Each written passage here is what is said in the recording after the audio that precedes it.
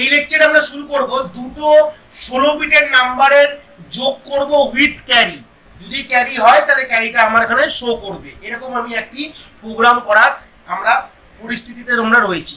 তো আমরা এখানে করার আগে আমরা এইটুকু জিনিস প্রথমে আগে একটু ডিসকাস করব যে আমরা যখন 16 বিটের যখন গল্প বলি, 8 বিটটা তো খুব সোজা, কেন আমাদের 8 বিট ডেটা যেহেতু বাস আমার, এই সূত্রে 8 বিটটা কোনো যে কোনো অপারেশন পারফর্ম হয় 8 বিটে হয়, তাহলে 8 বিট নিয়ে কোনো গল্পই নেই। 8 বিটের যোগটা আমি 8 বিটের বেসিক ইন্ট্রোডাকশন কনসেপ্টে আমরা 8 বিটের যোগটা করেছিলাম, মানে ফার্স্ট আমাদের এই প্লেলিস্টের যে আমরা যেখান থেকে আমরা প্র্যাকটিক্যাল প্লেলিস্ট শুরু করেছি, আজ থেকে এই লেকচার থেকে অনওয়ার্ড 7-8খানা বা 9টা ভিডিও আগেকার কথা বলছি, যেখানে কিনা আমরা বেসিক ইন্ট্রোডাকশন যেখানে পড়েছিলাম, আমরা স্টিমুলেটরটাকে আমরা যখন যেখানে রকদর্পণ ভাবে দেখেছিলাম, সেখানে কিন্তু আমরা যোগের প্রোগ্রামটা করেছিলাম যে দুটো 8 বিটের নাম্বার কি করে যোগ করব।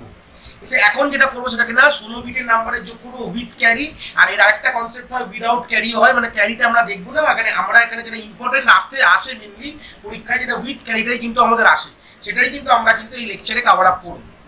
ঠিক আছে, চলে আসি। তার আগে আমি একটুখানি আমার পাশে দেখতে পাচ্ছি এটা মেমোরি সেল আমি এঁকে রেখেছি, কিন্তু এখানে যে মেমোরিতে সেলে যে নাম্বারটা আছে সেখানে কোনোভাবেই ক্যারি জেনারেট হবে না। প্রথমে সেটাকে একটু আপডেট করে নিই, তাহলে তোমাদের জিনিসটা বুঝতে সুবিধা হবে। আপডেট করে নিয়েছি, দেখতে পাচ্ছ তোমরা এখানে 8001 আমি ওখানে আগে ছিল 06, ওটা E6 করে নিয়েছি।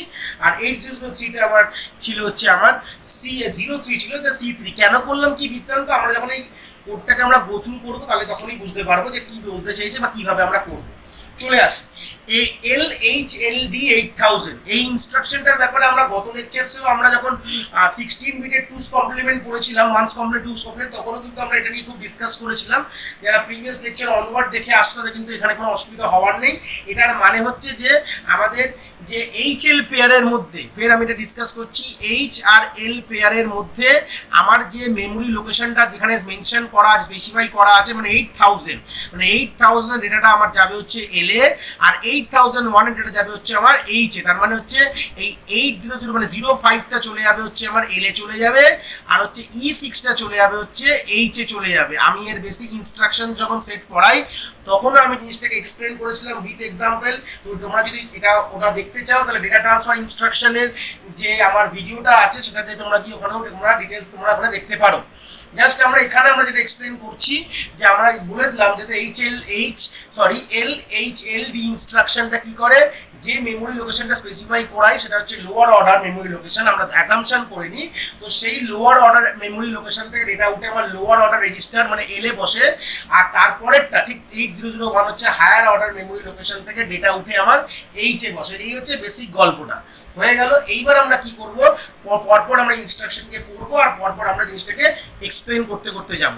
ফার্স্ট ইনস্ট্রাকশন ডান। সেকেন্ড ইনস্ট্রাকশন কি, এক্সচেঞ্জ। এক্সচেঞ্জ সবসময় কি করে আমি বলে দিই, এক্সচেঞ্জ ইনস্ট্রাকশন সবসময় করে HL এর মধ্যে যে ডেটাটা আছে সেটা আমার DE তে গিয়ে রেখে দেয়, এবং DE এর যে আমার ডেটাটা সেটা HL এ, সেটা আমরা এই জায়গায় দাঁড়িয়ে আমরা জাস্ট বুঝবো যে এখানে DL এ কি আছে আর উই ডোন্ট নো, ডি আর ইতে কি আছে সিম্পলি উই ডোন্ট নো। তাহলে আমরা ভাববো যে এক্সচেঞ্জ ইনস্ট্রাকশন যে এক্সিকিউট হয়েছে, তাহলে এই HL এর যে কন্টেন্টটা আমার ডি এর মধ্যে চলে এসছে, যে এইটুকু আমরা ভাববো। বা ডি এর যে কন্টেন্টটা কি ছিল উই ডোন্ট নো, যেহেতু আমরা ভাববো না, তাহলে আমরা সিম্পল ডি রেজিস্টারের মধ্যে আমার E6 চলে এসে, মানে হায়ার অর্ডার থেকে হায়ার অর্ডারের কপি হবে, আর লোয়ার অর্ডার থেকে লোয়ার অর্ডারের কপি হলো, মানে 05টা এখানে চলে আসলো, মানে এইটুকু আমরা এখানে বুঝবো।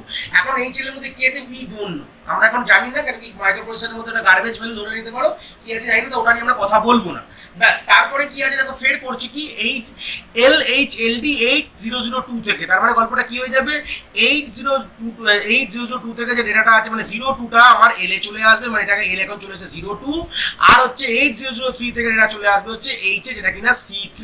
তাহলে বুঝতে পারলাম এটা কেন হলো, লোয়ার অর্ডার থেকে লোয়ার অর্ডারে কপি হয়ে গেল, 8002 হচ্ছে লোয়ার অর্ডার মেমোরি লোকেশন, সেখান থেকে লোয়ার এল এ গিয়ে এল লোয়ার অর্ডার রেজিস্টারে কপি হলো, এল হচ্ছে লোয়ার অর্ডার রেজিস্টারে কপি হয়ে গেল, আর হচ্ছে 8003টা হচ্ছে আমার হায়ার অর্ডার মেমোরি অ্যাড্রেস, সেখান থেকে আমার হায়ার অর্ডার রেজিস্টার H এ গিয়ে কপি হলো, H হচ্ছে হায়ার অর্ডার, এলটা হচ্ছে লোয়ার অর্ডার। এগুলো বেসিক ডিসক্রিপশন যখন আমরা পড়ি বা বেসিক লেকচারসগুলোতে মাইক্রোপ্রসেসর ইন্টারনাল আর্কিটেকচার, তখন কিন্তু এগুলো সব আমি ক্লিয়ার করে দিয়েছি। স্পেশাল পারপাস ইনস্ট্রাকশনের যে আমার ভিডিওতে এগুলো সবই আমি কিন্তু ক্লিয়ার করে দিয়েছি।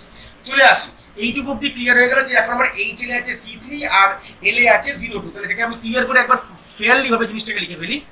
C3 এবং আমার 02 আমার লেখা হয়ে গেছে। চলে আসি এবার সি, তারপরে রেজিস্টার কি বলেছে, তারপরে রেজিস্টার বলছে এমবিআই সি কমা 00, তাহলে সি রেজিস্টারে কি করছি আমি 00 কে রাখছি, হয়ে গেল। তারপর আমরা কি করছি ড্যাড ডি, ড্যাড ডি কি করে, ড্যাড ইনস্ট্রাকশনটা কি করে, আমাদের যে এইচএল পেয়ারের সাথে ডি রেজিস্টারের ভ্যালু যোগ করে আমার এইচএল পেয়ারে গিয়ে রাখে। ড্যাড ডি ইনস্ট্রাকশনের ব্যাকএন্ড ওয়ার্কিং হচ্ছে এইচএল পেয়ারের সাথে যোগ করে যে রেজিস্টারটা আমি এখানে মেনশন করে দিয়েছি সেটা হচ্ছে ডিই রেজিস্টার পেয়ারে যোগ করবে, ডি রেজিস্টার পেয়ারের সঙ্গে যোগ করবে এইচএল পেয়ারের, যোগ করে কন্টেন্ট এইচএল পেয়ারেই রাখবে। তাহলে সিম্পল এই যোগটা করে ফেলো, যোগটা করলে কি হয় দেখে নাও।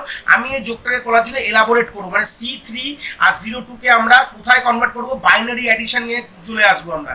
সি মানে কি, সি মানে হচ্ছে আমাদের যদি ভেবে দেখো এ মানে 10, বি মানে হচ্ছে আমার 11 আর সি মানে হচ্ছে 12, তাহলে 12 কে রিপ্রেজেন্ট করো, 12 হচ্ছে 8 4 0 0, এটা 12, আর 3 মানে হচ্ছে 0 0 1 1, আর 02 মানে তো এটা বলতেই হবে না, 0 মানে চারটে 0, আর 2 মানে হচ্ছে 0 0 1 0। এই হচ্ছে তুমি দেখতে পারো, এটা হচ্ছে আমরা পুরো যদি লিখি, এটা হচ্ছে আমার সি, এটা হচ্ছে আমার 3, এটা হচ্ছে আমার 0, আর এটা হচ্ছে আমার 2, যেটা কিনা আমি এখানে এখানে লিখে ফেলেছি, ভালো কথা। এবার তার সঙ্গে সঙ্গে ডি যে রেজিস্টারের কন্টেন্টটা এখানে লিখবো। ডিতে কি আছে, E6 আছে, তো E6 মানে কি যদি ভেবে দেখো, E6 মানে ই মানে কি, যদি সি যদি 12 হয় তাহলে হচ্ছে আমার ই হবে হচ্ছে আমার 14 হবে, ঠিক আছে, এখানে সি এর পর ডি, ডি এর পর ই। 14 মানে কি, 14 মানে হচ্ছে 8 4 12, আর 12 2 14, এটা 0 হবে, এটা হচ্ছে মানে ই। আর 6 মানে হচ্ছে কি, 6 মানে হচ্ছে 0, এখানে হচ্ছে 4 2 আর 0, মানে 4 প্লাস 2 হচ্ছে 6 হয়ে গেল।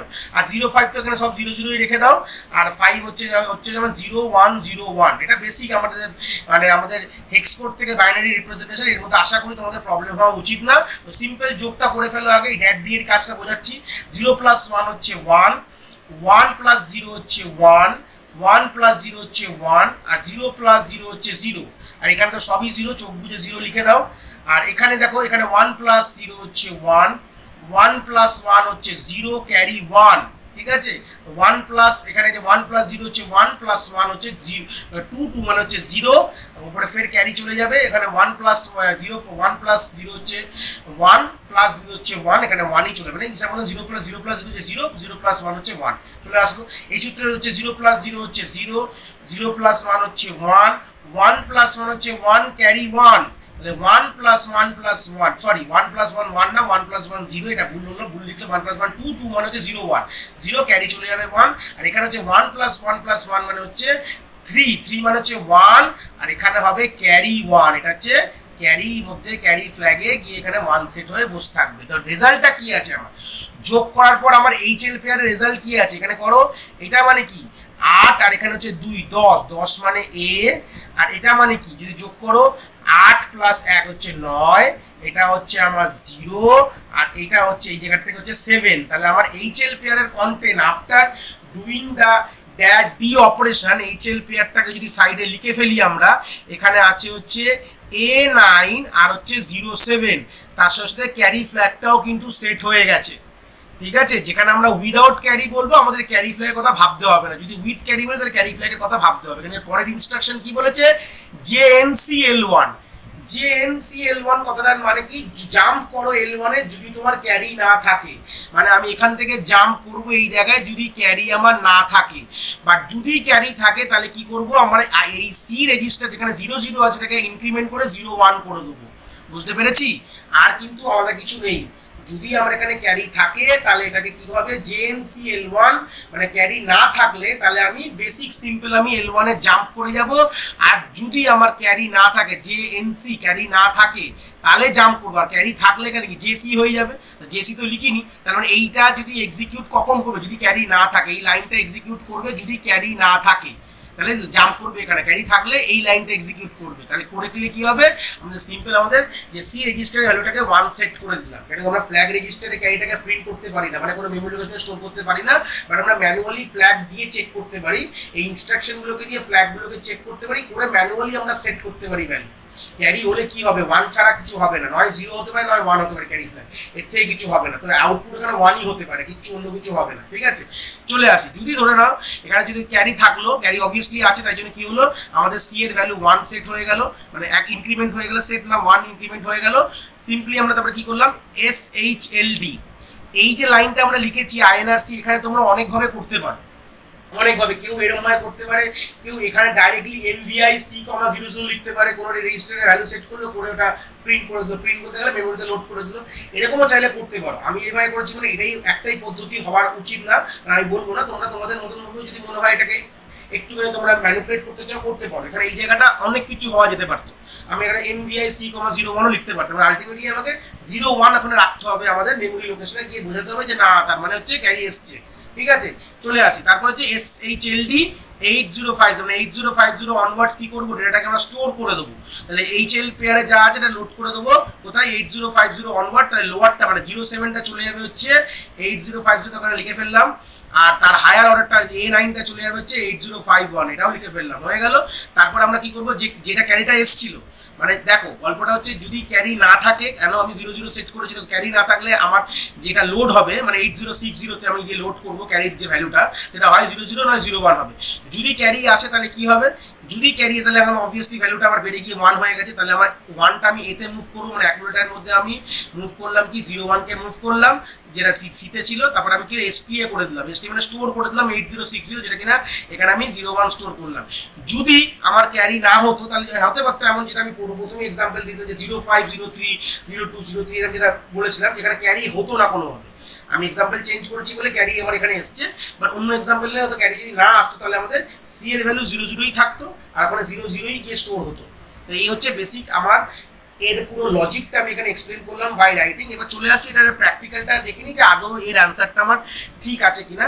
চলে আসি, তাহলে জাস্ট আমাদের মাথায় রাখতে হবে যে HL পেয়ারের মধ্যে কি C302 আর ডিতে আছে E605। চলে আসি পুরো জিনিসটাকে লোড করি প্রথমে, তারপর আমরা বাদ বাকি চলে এসেছি আমাদের প্র্যাকটিক্যাল স্ক্রিনে। আমরা অলরেডি কোডটাকে আমরা লিখে রেখেছি যাতে সময় বাঁচানো যেতে পারে আমাদের। তো দেখতে পাচ্ছ, আমি একটু জুম আউট করে দিই, তোমরা দেখতে পাচ্ছ যে একদম হুবাহু যে কোডটা আমি প্র্যাকটিক্যাল স্ক্রিনে মানে থিওরি স্ক্রিনে দেখিয়েছিলাম, সেটা আমাদের প্র্যাকটিক্যাল স্ক্রিনে চলে এসেছে। আশা করি তোমরা বুঝতে পারছো, কোনো অসুবিধা নেই সেই সূত্রে দাঁড়িয়ে। এবং আমরা আশা করি এই কোডটাকে, আর আমি এখানে দেখছি না, অলরেডি এক্সপ্লেন করে দিয়েছি, জাস্ট কোডটাকে জাস্ট টাইপ করে রেখেছি আমি।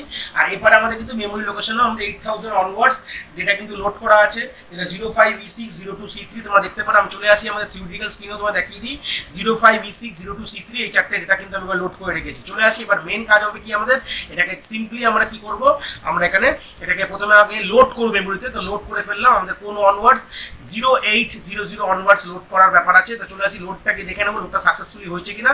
অলরেডি যারা প্রিভিয়াস লেকচার থেকে দেখছো তোমরা জানো যেটা লোড সাকসেসফুলি হয়ে গেছে।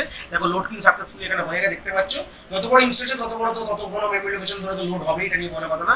এবার আমরা মেন চলে আসবো এক্সিকিউশন পোর্শনে, যেটা কিনা এক্সিকিউশন 8000 অনওয়ার্ডস আছে। এক্সিকিউশন পোর্শনে দেখবো যে আমাদের আলটিমেট আউটপুটটা আসছে কিনা। জাস্ট আমরা কি করবো, সিম্পল রান করে দেবো, সেটা আমরা রান বাটন প্লে যেই করলাম, আলটিমেট দেখতে পাচ্ছ যে আমার চলে এসছে, যেটা হচ্ছে কিনা A907 হওয়া উচিত ছিল, যেটা 07A9 যে চলে আসছে। মেমোরি লোকেশনটা একবার দেখে নিই, দেখো আমার তাই আছে A9 আর সরি 07A9 তাই আছে আমাদের, কিন্তু অ্যান্সারটা আসা হচ্ছিল A907, কেন কি হায়ারটা হায়ারে লোয়ারটা লোয়ারে।